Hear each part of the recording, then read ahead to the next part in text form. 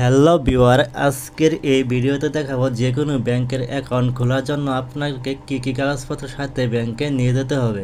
Bank account খোলার জন্য সাধারণত কিছু কাগজপত্র বা ডকুমেন্ট জমা দিতে হয়। বাংলাদেশে যে কোনো ব্যাংকে অ্যাকাউন্ট, সরকারি বা বেসরকারি বা ইসলামী ব্যাংকে অ্যাকাউন্ট খোলার জন্য বিভিন্ন কাগজপত্রের প্রয়োজন হয়, যেমন 1 নম্বরে জাতীয় পরিচয়পত্র অথবা এনআইডি বা স্মার্ট কার্ডের ফটোকপি এবং আসল কপি নিয়ে দেখাতে হয়। তারপর 2 নম্বরে পাসপোর্ট সাইজের ছবি সাম্প্রতিক সময়ে তোলা 2 থেকে 4 কপি।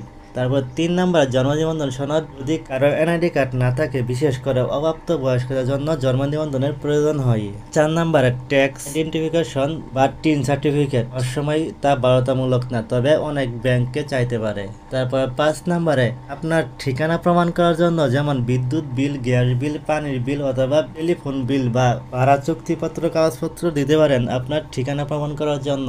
6 নম্বরে লাগবে আপনার নমিনির ছবি বা এনআইডি কার্ডের ফটোকপি। নমিনি বলতে আপনার ব্যাংক অ্যাকাউন্টের মালিক, আপনি না থাকাকালীন অবস্থায় যাকে দিতে চান এই হলো নমিনি। জন্য আপনাকে নমিনির এনআইডি এবং ছবি দিতে হবে। এই কাগজপত্র দিয়ে বাংলাদেশের যে কোনো ব্যাংকের অ্যাকাউন্ট খুলতে পারবেন, তবে ব্যাংকের ধরন অনুযায়ী কাগজপত্র ভিন্ন হতে পারে। আপনি কোন ব্যাংকে অ্যাকাউন্ট খুলতে চান তা কমেন্ট করে জানান। এই বিষয়ে পরবর্তীতে ভিডিও দিব।